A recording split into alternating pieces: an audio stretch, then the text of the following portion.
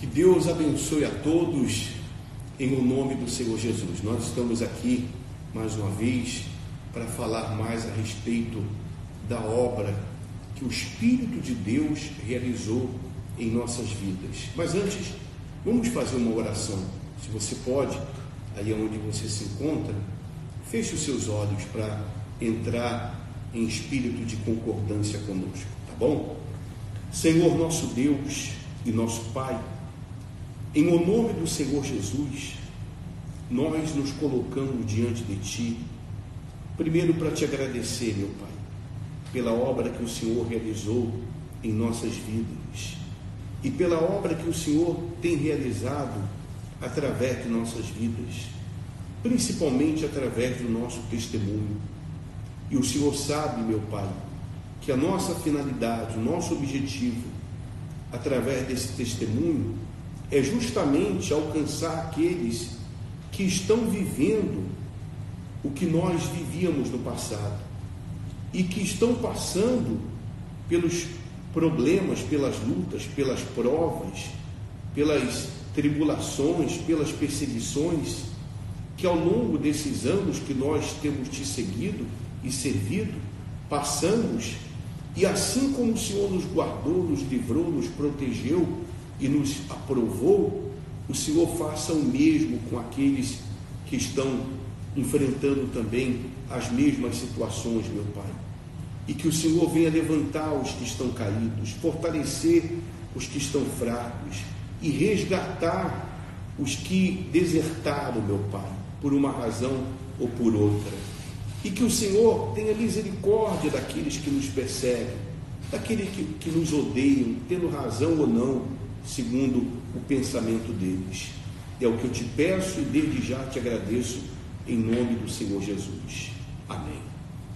Então, minha amiga, meu amigo, nós falávamos da vida de sofrimento que vivemos no passado. Só que é tanta coisa, é tanto detalhe, que um ano seria pouco para lembrar de tudo, para falar de tudo que nós vivemos, que nós sofremos. Eu conversava com a minha irmã, uma das minhas irmãs, a mais velha, Cláudia, e ela falava da fome que nós passávamos.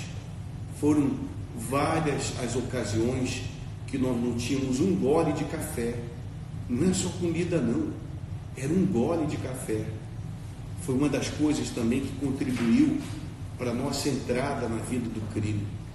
Fora as vezes que fomos despejados e éramos 7 irmãos, cada um ia para a casa de uma tia, da tia Teresa, da tia Maria, da tia Ceci, e lá nós tínhamos que vestir as roupas dos nossos primos. Era uma vida de humilhação, era uma vida de vergonha. Até que nós chegamos, e nós já falamos do nosso encontro com Deus, e logo depois, o nosso encontro com Deus foi em junho, e o nosso batismo com o Espírito Santo foi em novembro. Mas você sabe em que em todo o processo de conquista há lutas, há provas, há tribulações. Nada que vem de Deus é fácil. Tudo que vem de Deus exige sacrifício. E essa é a revelação gloriosa do Espírito Santo no trabalho da Igreja Universal do Reino de Deus. A fé sacrificial, a fé verdadeira, a fé genuína, a fé consciente, a fé que sustenta, a fé que renova, a fé que fortalece, a fé que dá ânimo, a fé que dá disposição, a fé sacrificial. Quando nós vivemos essa fé, é impossível que nós sejamos vencidos, seja por nós mesmos, pela nossa carne, seja pelo mundo, ou seja pelo diabo.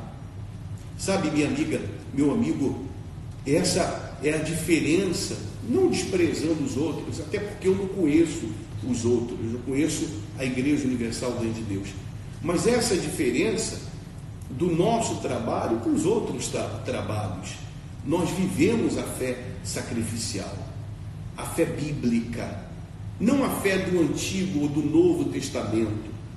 Essa separação, quem faz é o homem. Nós vivemos a fé do pacto, a fé da aliança, que é a fé sacrificial.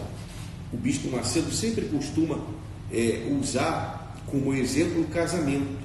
A vida com Deus, a vida de aliança, é essa, sacrifício. Eu estou casado há 30 anos, 30 anos sendo fiel, 30 anos sendo fiel, mas é sacrifício. Fiel não só no sentido físico, sexual, mas no sentido sentimental. Quantas vezes eu falhei e continuo falhando e vou continuar falhando. E cheguei para Fátima e pedi: Fátima, me perdoa, eu falei o que não deveria ter falado. E ela, como uma pessoa de Deus, está sempre pronta para perdoar. Eu também, como uma pessoa de Deus, estou sempre pronta para perdoá-la. É o que Jesus ensinou, 70 vezes 7, não é isso? Então nós, depois de alguns meses, fomos batizados com o Espírito Santo. Foi no Maracanãzinho, numa concentração que o bispo Macedo realizou, se eu não me engano, dia 10 de novembro de 1984. Foi um sábado, às 3 horas da tarde. Nós nos preparamos com orações, com jejuns, e porque eu fazia parte do grupo jovem, nessa época quem era responsável era o obreiro Júlio. Ele tinha até um apelido, Júlio Cabeção, a cabeça dele é muito grande, e ele nos levou a esse propósito de jejum para sermos batizados com o Espírito Santo. Mas nesse meio tempo nós vimos sendo discipulados pelo Nildo, que é o Bigu, que nos evangelizou. Nós vimos sendo discipulados pela velhinha e pelas suas irmãs. Graças a Deus nós encontramos pessoas que no início da nossa conversão nos ajudou nessa caminhada da fé, com respeito ao que está escrito, que é o que você tem que considerar, minha amiga, meu amigo. Você tem que estar junto de pessoas que vão te ajudar na fé, que vão te alicerçar na fé, que vão te auxiliar na fé. Não anda com gente que não tem nada para te dar, não tem nada para acrescentar na tua vida espiritual. Ele diz: se você anda com sábio, você vai ser sábio. Se você anda com tolo, você vai ser tolo. E não é só andar no sentido físico, não. É andar no sentido também de você acessar na internet vídeos de pessoas que caíram e permanecem caídas, e que tem dentro delas esse espírito de queda, e elas vão ser usadas para te levar à queda. Então seja inteligente, use a sua inteligência, porque a nossa salvação é tudo na vida. Agora, um detalhe a respeito do batismo com o Espírito Santo: enquanto houver ansiedade ou culpa, a pessoa não recebe o Espírito Santo. Culpa em que sentido? Tem muita gente que depois que acaba de buscar o Espírito Santo, porque não foi batizada, ela se entrega à culpa. Ela fica perguntando: onde eu estou pecando, aonde eu estou errando, aonde eu falhei, aonde eu estou falhando. Não, minha amiga, meu amigo, não se entrega a essa paranoia. Você não errou, aliás, Davi diz assim: Senhor, se observares iniquidades, quem subsistirá diante de ti? É pela fé, minha amiga, meu amigo.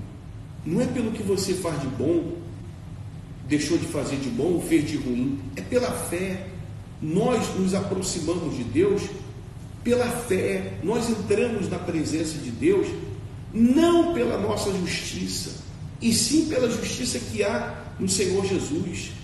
Se aproxime de Deus nessa fé, e quando você estiver buscando, fale com Ele: ó Senhor, está escrito aqui na Tua palavra que em todas as Tuas promessas há o sim, e se há o sim para a promessa de cura, de bênção financeira, familiar, sentimental, muito mais ao sim para a promessa do recebimento do Espírito Santo. Mas não é no nosso tempo, é no tempo de Deus. Jesus mandou os discípulos esperarem em Jerusalém, e eles esperaram e buscaram, até que chegou o dia. Teu dia vai chegar, você pode ter certeza disso. Pode ser hoje, pode ser amanhã, pode ser domingo, mas vai chegar, não se preocupe. Depois que nós fomos batizados com o Espírito Santo, alguns meses depois, nós fomos levantados a obreiros. Eu fui levantado a obreiro. Um fato muito interessante que um dia antes do meu primeiro dia de trabalho como obreiro, a casa do lado, parede com parede, que a gente morava na Peiba, no colégio, pegou fogo. E foi de madrugada, foi um desespero, todo mundo acordou gritando lá em casa e tal, todo mundo correndo, os moradores vieram para fora de madrugada. E aí eu me lembrei da minha roupa de obreiro. A roupa de obreiro tinha ficado lá. Falei, não, minha roupa de obreiro não. Eu corri, entrei na casa, a parede estava toda rachada, o fogo comendo solto, e eu peguei minha roupa de obreiro. Minha roupa de obreiro não. E aí naquela sexta-feira, na sexta-feira eu fui trabalhar pela primeira vez como obreiro. Eu fui levantado a obreiro no Maracanã, na Praça Niterói, número 14, porque o Nildo, José Nildo, ele disse, olha, abriu uma igreja nova e estão pedindo para que obreiros vá trabalhar lá, porque é uma igreja nova. E naquele tempo eram poucas as igrejas. E ele falou assim, vamos para lá, porque você lá, trabalhando lá, como evangelista, como jovem, você vai ter mais oportunidade do que aqui. E depois de uns 2 ou 3 meses, da igreja do Maracanã inaugurada, eu fui levantado a obreiro. E logo depois, aí começam os problemas na obra de Deus.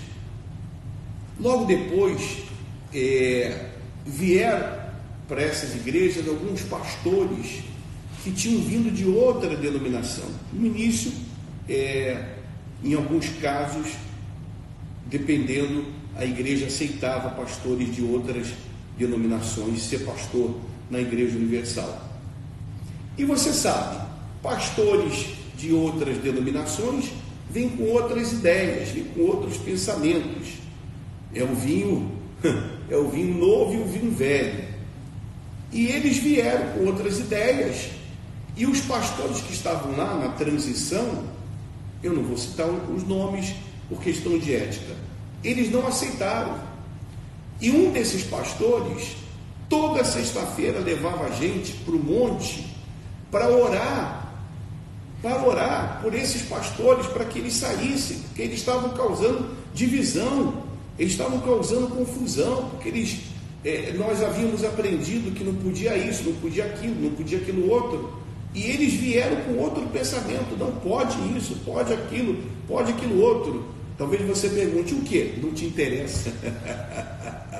Porque o que te interessa, o que te interessar, o que vai te edificar, eu vou falar. Então, o pastor levava toda sexta-feira, eu não entendia nada, eu era novo na fé, mas eu obedeci o pastor. Eu não era nem menino na fé, eu era criança.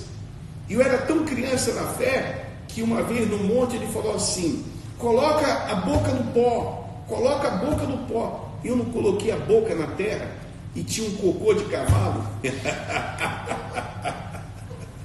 Você vê o que é ser criança na fé. Criança na fé. Então, aí começaram as injustiças. Porque depois, os pastores, foram 3 que chegaram, esses pastores que chegaram de outra denominação, souberam e colocaram todos os obreiros de banco, tiraram todos os obreiros. E nessa, os carnais, ou seja, os que não haviam nascido de Deus, desandaram, foram embora, porque houve divisão, houve confusão. e outros foram para outras igrejas como membros. Eu permaneci lá no Maracanã. Eu pensei, aqui que o Espírito Santo me levantou, e é aqui que eu vou permanecer, e eu não tenho culpa, e Deus vai me honrar. E eu continuei lá durante vários meses. Depois esses pastores foram trocados, aí veio outro pastor, e esse pastor entrevistou todo mundo, os que permaneceram, e nos colocou novamente na obra. E aí, logo depois, num espaço de 1 ano, isso tudo num espaço de 2 anos, entre libertação, conversão, batismo com o Espírito Santo, ser levantado a obreiro. Depois de alguns meses, aí saímos de obreiro, por causa dessa confusão, que a gente não teve culpa de nada, mas depois fomos levantados. E aí fomos chamados para a obra. Chamados para a obra. E no passado, quando a gente era chamado para a obra, a gente era colocado primeiro como faxineiro.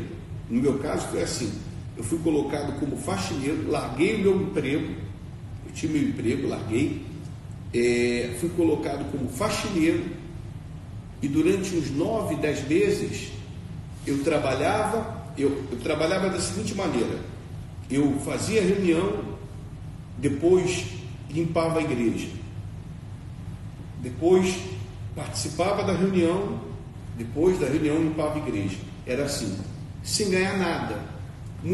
Na maioria das vezes não tinha nem o que comer. O pastor, que hoje não é mais pastor, saiu, ele dividia a comida dele com a gente, e com o faxineiro também, o seu Luiz, dividia a comida com a gente. E era um almoço, porque não tinha janta. O jantar era pingado, né? O café com leite com um pão com manteiga, né? E quando tinha. Mas o primeiro amor é assim. Você não quer saber. Quando você tem certeza do seu chamado, você não está preocupado com o que você vai ganhar, com o que você não vai ganhar, aonde você vai dormir, aonde você não vai dormir, a casa onde você vai morar. Se você quer servir. Minha amiga, meu amigo, o nosso chamado está acima de nós. O nosso chamado está acima de tudo. É uma vocação que vem do Espírito. E não há nada nem ninguém que possa fazer com que a pessoa que realmente foi chamada abra mão desse chamado. Porque quando uma pessoa que está na obra, ela abandona a obra, ela não está rejeitando a igreja, não. Ela está rejeitando ao homem, não. Quem me empregou não foi o Bispo Macedo. Quem me empregou na obra não foi a Igreja Universal, foi o Espírito Santo. Na Igreja Universal do Reino de Deus. Se ele tivesse um plano, um propósito de me usar em outra denominação, ele teria me levantado em outra denominação. Ele me levantou aqui, na Igreja Universal. E é aqui que... Conhece a música daqueles mineiros? Esqueci o nome deles. Eles têm uma música que diz assim: é aqui que eu amo, é aqui que eu quero, é aqui que eu vou ficar, porque não há lugar melhor que BH. É a minha música da Igreja Universal. É aqui que eu amo, é aqui que eu vou ficar, porque não há lugar melhor aonde a gente receba um alimento puro, a sã doutrina. A sã doutrina não há do que a Igreja Universal do Reino de Deus. Nesse sábado eu vou falar mais a respeito das injustiças na obra de Deus. Tem injustiça? Tem. Por quê? Porque onde tem homem tem justiça. Mas tudo com a permissão de Deus. Deus permite. Sabe para quê? 1 Coríntios capítulo 11, para que os aprovados sejam conhecidos, porque os aprovados permanecem, os reprovados saem fora. Deus abençoe a todos.